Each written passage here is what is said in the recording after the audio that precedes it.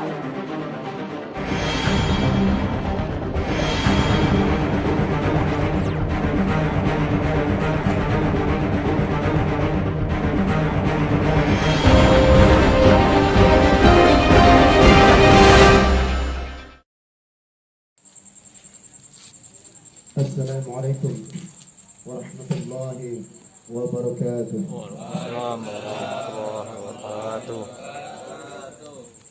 Alhamdulillah. Alhamdulillahi rabbil alamin. Nahmaduhu wa nasta'inuhu wa nastaghfiruh. Wa na'udzu billahi min shururi anfusina wa min sayyiati a'malina. Man yahdihillahu fala mudilla lahu ومن يضلله فلا هادي له أشهد أن لا إله إلا الله وحده لا شريك له وأشهد أن محمدا عبده ورسوله اللهم صل وسلم وبارك على سيدنا محمد وعلى آله وصحبه أجمعين أما بعد فيا عباد الله أوصيكم ونفسي بتقوى الله فقد فاز المتقون. قال الله تعالى في القرآن الكريم يا أيها الذين آمنوا اتقوا الله حق تقاته ولا تموتن إلا وأنتم مسلمون. صدق الله العظيم. Bapak sekalian, para tamu undangan yang dimuliakan oleh Allah Subhanahu wa taala, marilah kita sama-sama mengucapkan puji dan syukur kehadirat Allah Subhanahu wa taala yang mana Allah senantiasa melimpahkan rahmat dan hidayahnya kepada kita semua. Semoga kita dijadikan oleh Allah Subhanahu wa taala menjadi hamba-hamba yang senantiasa bertakwa kepada-Nya. Salawat berlimpah kita curahkan kepada junjungan Nabi besar Muhammad sallallahu alaihi wasallam dan kepada para sahabat dan kepada para tabi'in dan kepada para ulama, baik ulama mutaqaddimin, ulama mutaakhirin dan ulama muhtabar. Senantiasa Allah mencurahkan kasih sayang kepada mereka itu semua sampai akhir zaman nantinya. Amin. Amin. Amin. Ya Rabbal Alamin. Yang saya hormati daripada Imam Masjid Jabal Nur dan kemudian daripada Ketua Takmir Masjid dan jajarannya, dan pada bapak-bapak para tamu undangan yang dimuliakan oleh Allah Subhanahu wa taala, marilah kita sama-sama meningkatkan ketakwaan kita kepada Allah Subhanahu wa taala, yang mana sampai saat ini kita masih diizinkan oleh Allah Subhanahu wa taala yaitu dapat melangkahkan kaki kita di rumah sahibul hajat, yang mana malam ini penuh dengan sehat wal afiat kita dapat hadir.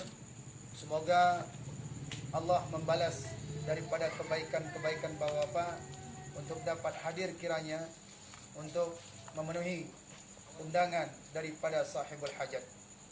Maka oleh karena itu malam ini hajatnya daripada sahibul hajat, daripada Bapak Fajar Riyadi bin Sania, kemudian Ibu Santi Yuliana binti Maman Rasmana, yang mana pertama ada dua hajat yang mereka ungkapkan, yaitu hajatnya tasyakuran pada malam hari ini.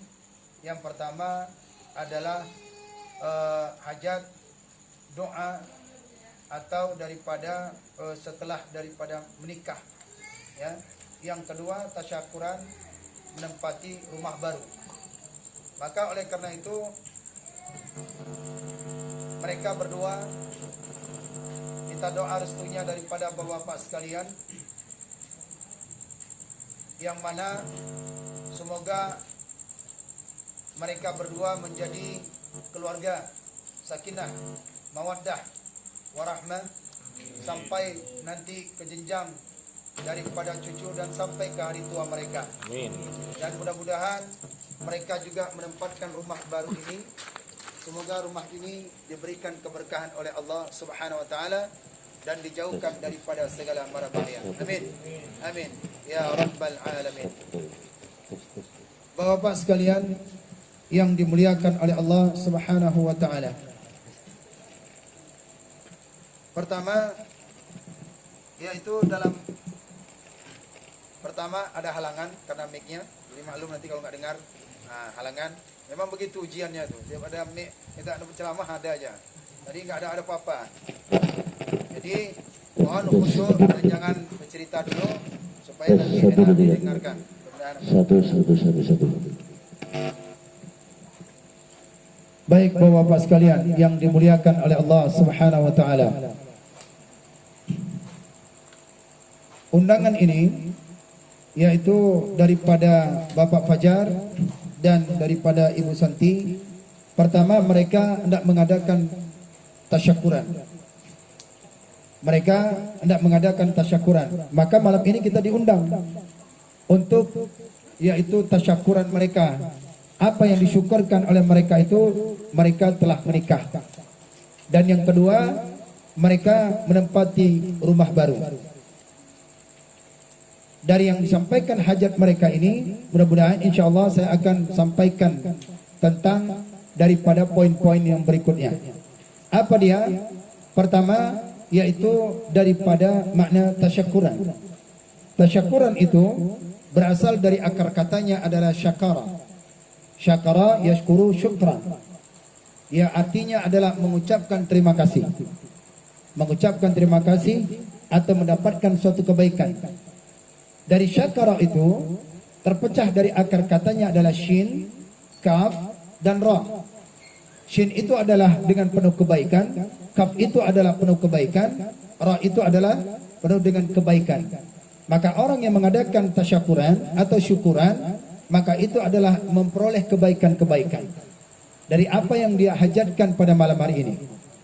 Maka turun dalam Al-Quran surat Ibrahim ayat 7, la in syakartum la azidannakum wa la in kafartum inna adzabi lasyadid. Jikalau kamu bersyukur kepada Allah atas apa yang telah diberikan nikmat oleh Allah, maka Allah akan tambahkan nikmat. La azidannakum wa la in kafartum inna adzabi lasyadid. Dan jikalau kamu kufur, ingkar terhadap nikmat yang telah kuberikan kepada engkau, maka azabku sangat pedih. Nah, di situ ada lafaz yang disebut dengan syakartum. Tetapi ketika kita nak membacakannya jangan sampai salah. Jangan sampai salah. Maka dia dibacakan yaitu dengan huruf sin. La in sakartum. Kalau la in sakartum, jikalau engkau mabuk, maka aku tambahkan nikmat. Sakara, syakara. Itu berbeda. Maka itu pentinglah belajar baca Al-Quran. Jangan belajar dari YouTube. Nggak akan dapat memberikan syafaat nanti. Belajar sama guru, datangin. Sin itu sukara. Wala taqrabus salata wa antum sukara. Dan janganlah engkau dekatkan salat itu dalam keadaan mabuk, sakara. Jadi kalau dibaca la in syakartum, jikalau engkau bersyukur, jikalau engkau mengucapkan terima kasih kepada Allah, maka syukur itu yaitu bisa diucapkan dengan lisan, termasuk syukur. Alhamdulillah. Ada syukur yaitu akidah, ada syukur yaitu segala perbuatan. Nah, perbuatan ini dilakukan daripada sahibul hajat. Mengundang bapa, memberikan makanan, dan ini hukumnya adalah disunatkan. Setiap nikmat yang diberikan oleh Allah Subhanahu wa taala, maka dia mengungkapkan rasa syukurnya, alhamdulillah. Kemudian ada doanya, ada wiridnya, ada tausiahnya, ada baca Qur'annya. Apabila di dalam syukuran itu dibacakan Al-Quran, maka itu akan mendapatkan kebaikan-kebaikan. Wabil khusus yang ada di hadir pada malam hari ini dan juga daripada sahibul hajat. Maka oleh karena itu, dengan syukur ini meningkatkan kita semakin dekat kepada Allah Subhanahu wa taala. Jangan karena kita sudah berkurban, misalkan berkurban sudah, tapi tidak mendekatkan diri kepada Allah. Bagaimana bisa untuk dekat kepada Allah? Berarti kita tidak ada syukurnya. Orang lain tidak bisa berkurban, tapi kita bisa berkurban, tapi tidak sampai dekat kepada Allah. Jikalau dia bersyukur, Allah tambah nikmatnya.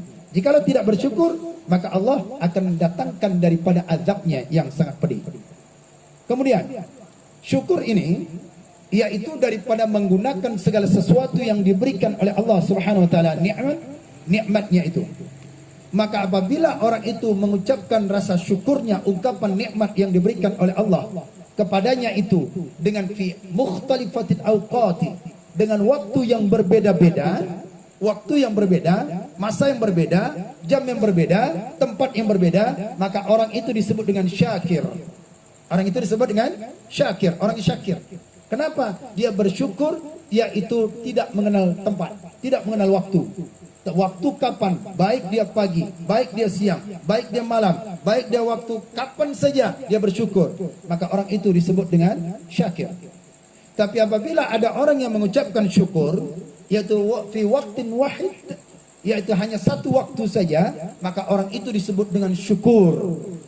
Orang itu disebut dengan syukur.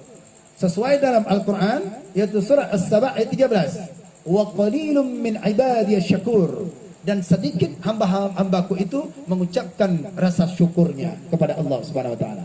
Nah, kita malam ini syakir atau syukur? Kita disebut dengan yaitu saat ini syukur karena satu tempat.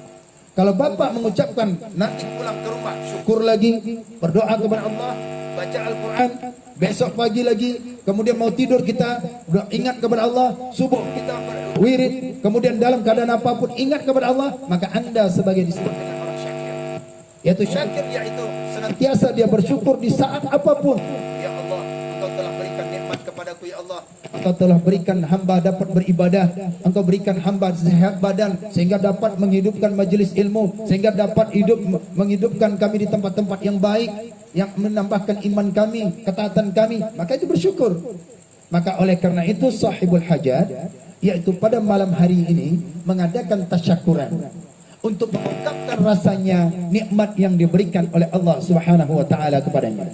Apa nikmat yang diberikan oleh Allah Subhanahu wa taala? Yang pertama, karena tentu yaitu pertama kita membicarakan nikah. Kenapa kita bicarakan nikah? Karena otomatis mereka itu nikah dulu baru satu tempat, satu rumah. Tapi kalau dia belum nikah satu rumah, itu datangin tuh. Ada apa tuh? Maka oleh karena itu pertama yaitu adalah nikah, syukur. Maka kata Nabi sallallahu alaihi wasallam, istahlaltum furuju bihi fi kitabillah.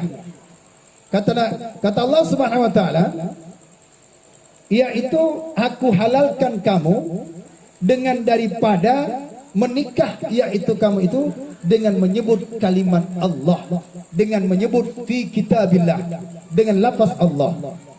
Sebelum mereka nikah, mereka itu diharamkan, ya, diharamkan. Yang mereka itu berdoa itu haram. Berdoa haram. Kenapa? Karena belum masuk ke dalam pintu nikah. Setelah mereka nikah, maka yaitu dihalalkan segala sesuatunya dengan kalimat daripada Allah, Bismillahi, aku nikahkan kamu, kata walinya, Fulan bin Fulan bila Fulan bin Fulan, saya terima nikah. Bismillahi, saya terima nikah. Maka dihalalkan oleh Allah Subhanahu wa taala bagi orang itu dengan menyebut dengan nama Allah. Bukan karena antara RT satu RT yang satu lainnya, bukan RW ini RW itu memperkenalkan akadnya itu terjadi nikah, tidak, karena lafaz Allah, karena bismillah, karena dengan menyebut nama Allah mereka itu menjadi halal.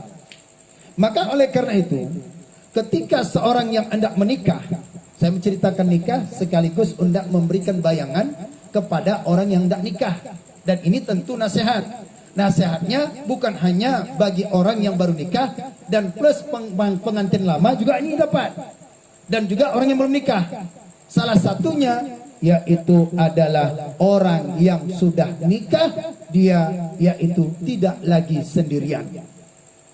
Yang sebelumnya dia masih sendirian, dia hanya memikirkan untuk diri sendiri, dan kemudian dia salat untuk sendiri, dan setelah dia nikah maka dia tidak hanya memikirkan diri sendiri. Apa dia? Biasanya dia ke masjid sendirian, tapi setelah dia nikah dia pikirkan istrinya, salatnya. Dia pikirkan tentang istrinya. Dek, adik ada salat. Kenapa? Nanti abang nanti diminta oleh Allah tanggung jawab. Kullukum ra'in wa kullukum mas'ulin an ra'iyatihi. Tiap-tiap sesuatu yang dipimpin itu akan diminta pertanggungjawabannya. maka abang tidak mau.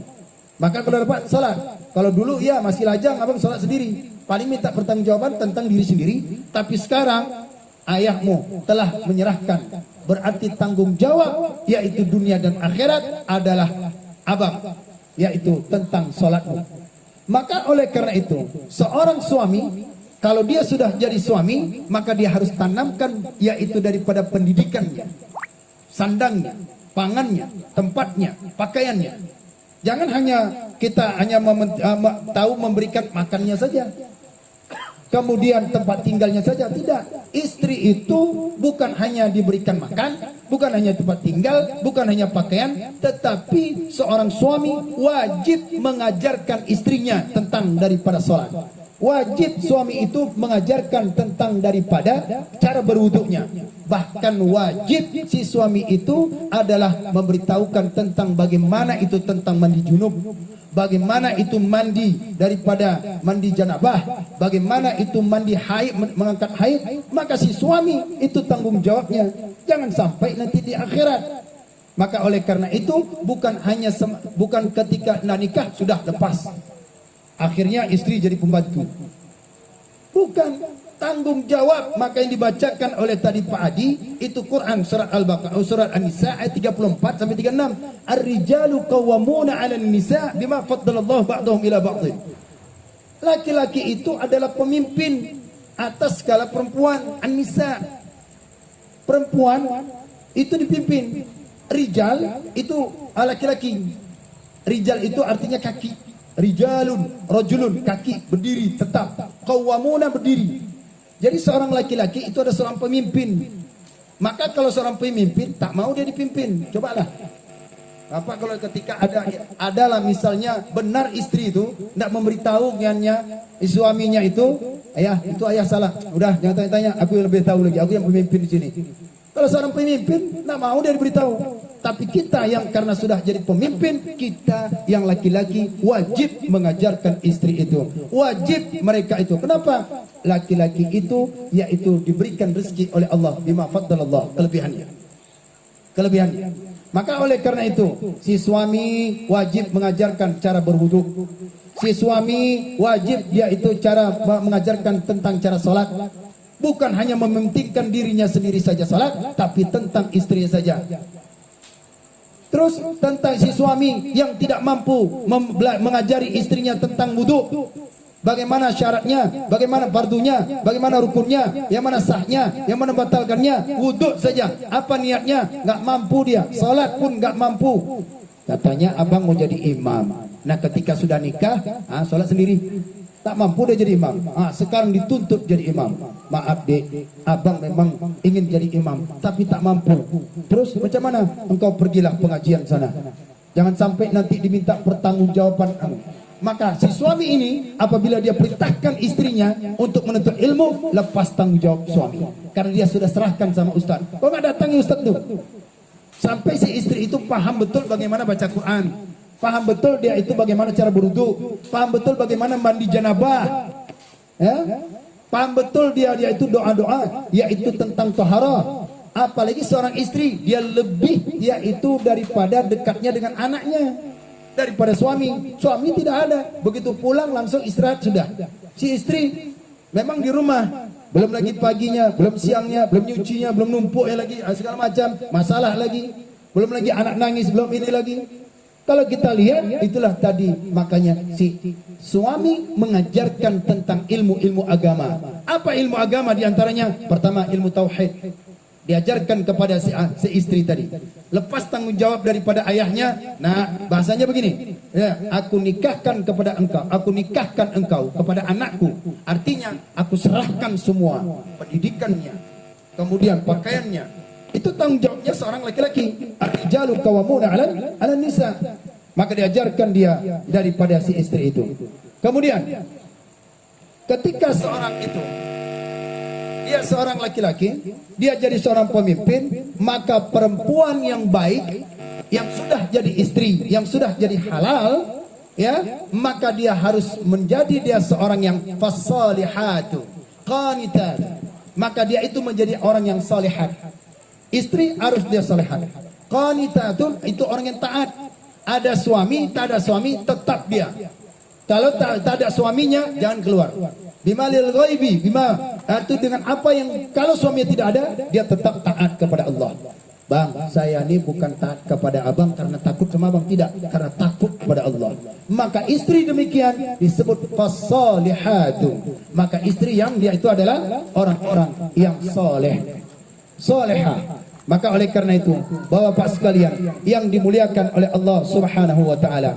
Kemudian orang yang menikah ini, ya, yang dia telah menikah, dia akan menghadapi daripada yaitu gelombang. Dia menghadapi daripada gelombang lautan waktu kapal, karena mereka itu rajanya sehari aja udah jadi raja. Dunia ini milik mereka berdua aja, yang lain kontrak itu. Karena nggak tahu. Makanya saat sebenarnya ini nasihat untuk orang nikah itu sebenarnya itu sebelum nikah. Kalau saat itu sudah nikah, kata KUA langsung dinasihatin, nggak mempan lagi nasihatin. Kenapa? Yang lain udah pada sibuk selfie. Jadi ceramah Pak Ustadz nggak dengar lagi tuh. Cocoknya itu sebelum nikah. Itu masih semangatnya.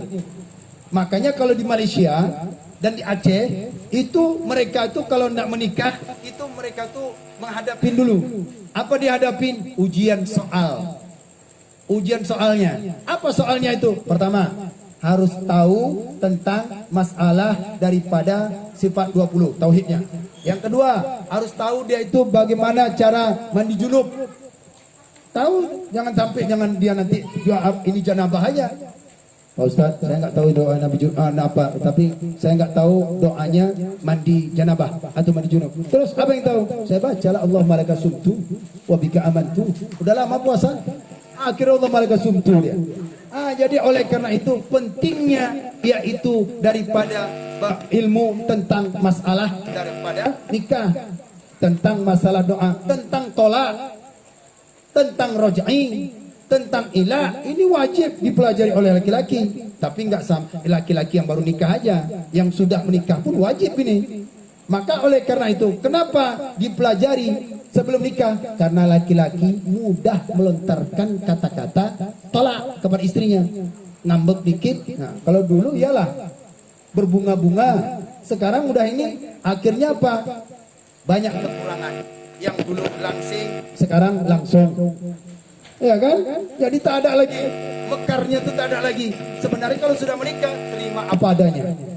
Di situ yaitu tanggung jawab seorang suami, dia itu membimbing daripada istrinya dengan kalimat Allah itu, dengan dia bimbing daripada istrinya yaitu dengan kebaikan-kebaikan, dan pelajarilah.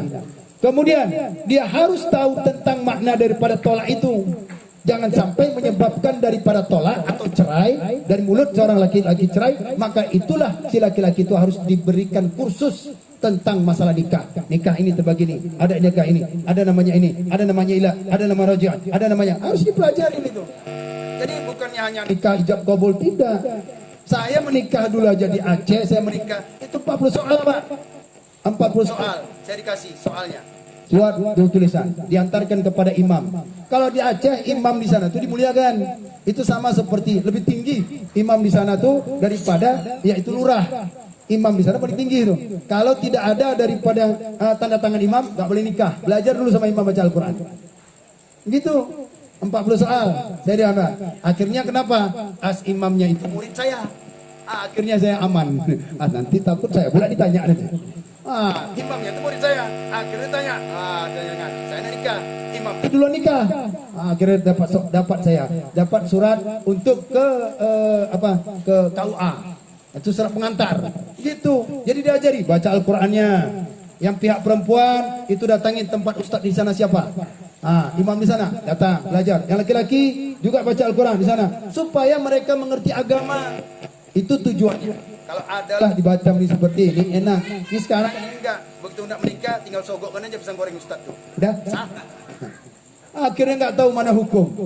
Maka itulah pentingnya untuk belajar. Maka oleh karena itu laki-laki dan perempuan wajib belajar ilmu agama mulai dini hari. Kenapa? Tanggung jawabnya yaitu bukan sendiri lagi. Si perempuan begitu, dia harus taat jadi seorang istri. Jangan menjadi istri itu nusyuj. Nusyud itu berdosa, durhaka pada suami. Akhirnya suaminya, aduh, Kata suami, kata suami, "Dek, abang syukur kali mendapatkan kan engkau yang cantik, yang indah seperti ini, Dek. Aduh bang, kalau abang syukur, tapi saya tak bersyukur nengok abang seperti ini. Ya harus bersyukur. Syukur sama-sama dua. Yang satu bersyukur, Syukur atau tidak bersyukur. Yang saya kepingin lah orangnya begini, orang begini, ya disyukur dia. kalau saya bukan syukur bang, tapi musibah. Akhirnya si istri begitu. Maka oleh karena itu Maka kembali kepada Allah, itulah yang sudah ditetapkan oleh Allah Subhanahu Subhanahu wa taala. Bapak sekarang dapat istri ini. Di Lauhul Mahfuz sudah ditetapkan oleh Allah.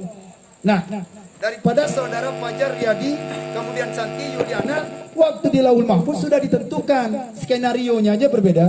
Ada melalui daripada medsos, ada melalui daripada Facebook, ada melalui daripada kawan kerja, ada diperkenalkan orang, ada macam-macam pura-pura belanja, ya kan? Macam-macam untuk mendekatkan supaya mendapat pengantin baru atau pasangan. Ada yang melalui daripada nggak kenal, ya? Nanti dibilangnya TST tahu sama tahu, katanya. Akhirnya udah menikah. Itu skenario, itu caranya aja. Tapi di Lauhul Mahfuz sudah ditentukan oleh Allah Subhanahu wa taala. Kemudian selanjutnya, nasihat bagi orang yang hendak menikah.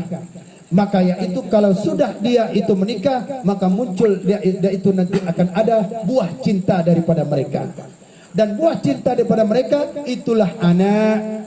Idza matal Adam, ibnu Adam, apabila mati anak Adam, maka itu anak yang akan nanti mendoakan kita.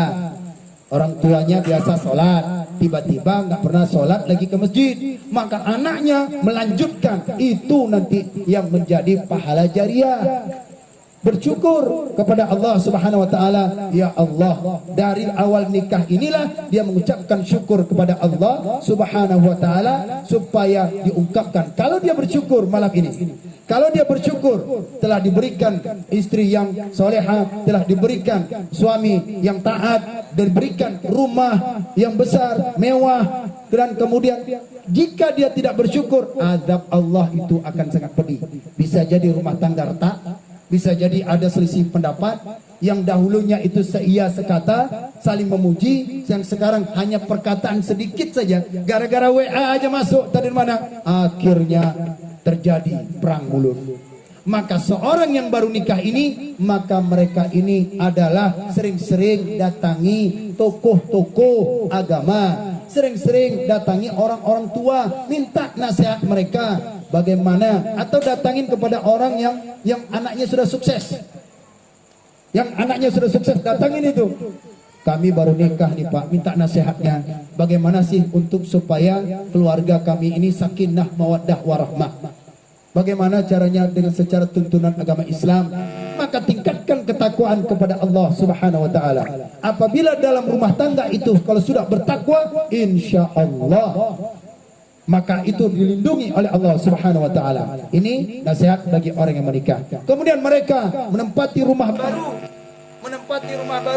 Apakah menempati rumah baru ini mereka buat amalan yang baik-baik? Bahkan dibacakan Al-Quran, ada wiridnya, ada ceramahnya, ada doanya nanti lagi, ada makannya lagi, sedekahnya. Apakah tidak baik? Baik, karena Ibnu Abbas pada saat itu berdoa pada saat ketika menempatkan rumahnya daripada rumah baru. Dan Nabi bahkan disampaikan oleh hadis Nabi sallallahu alaihi wasallam, man qara'a suratul Baqarah fil baiti, barang siapa dia membaca daripada surah Al-Baqarah alif lam mim sampai daripada yaitu 286 ayat, selama 3 hari setan itu tak mau bertengger di rumahnya. Baca surah Al-Baqarah. Apalagi nempati rumah baru nih, apalagi masih ini kan. Semangat itu baca Al-Qur'an tuh. Untuk tahajud kalau pengantin baru semangat tuh, Pak. Semangat tuh, bangunkan, saling bangunkan. Ya kan? Dan dipanggilkan, "Dek, ayo Dek, salat. Abang, ayo salat. Dek, kita salat tahajud. Ayo salat tahajud." Itu baru nikah. Kalau udah 2 anak, Benar. ada lagi mesra tuh. Hilang mesraannya tuh. Tapi kalau dia takwa kepada Allah, maka insya Allah semakin dia tuh Cinta itu, yaitu kasih sayang itu tumbuhnya saat nikah. makanya itu sakinah, mawaddah, warahmah. Sakinah itu tenang. Ya ayyatuhan nafsul mutmainnah, tenang itu. Ketenangan itu karena hadirnya rahmat kasih sayang Allah. Tanggung jawabnya bertambah, imannya bertambah, yang tidak separuh lagi. dan doanya pun udah mulai itu, dan pemikirannya sudah mulai dewasa.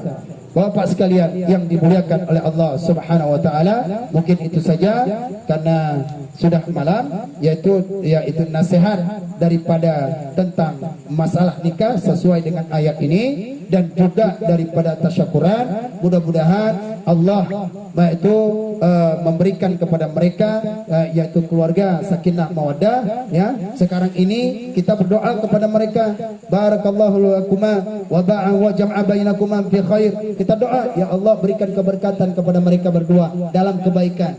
Nanti begitu bulan ini, bulan apa nih? Bulan apa? Bulan Juli ya? Agustus ke depan udah kita berdoa lagi, diundang lagi akikah. 2 ekor kambing lagi. Ya kan? 2 ekor kambing diundang lagi kita nanti nih. Coba siap-siap aja, Pak. Ya. Nah, kenapa? Apa lagi doanya? Baraka jauhara wa syakata. Diberkat, semoga Allah memberkati kepada engkau telah mengaruniakan daripada anak. Itulah tujuan kita syukuran, yaitu menimpakan nikmat Allah dan juga kita silaturahmi. Mudah-mudahan kita doakan melalui majelis yang mulia ini, semoga daripada saudara Fajar Riyadi bin Sanya dan saudari Santi Yuliani binti Maman Rasmana, semoga dijadikan keluarga sakinah mawaddah warahmah, ya.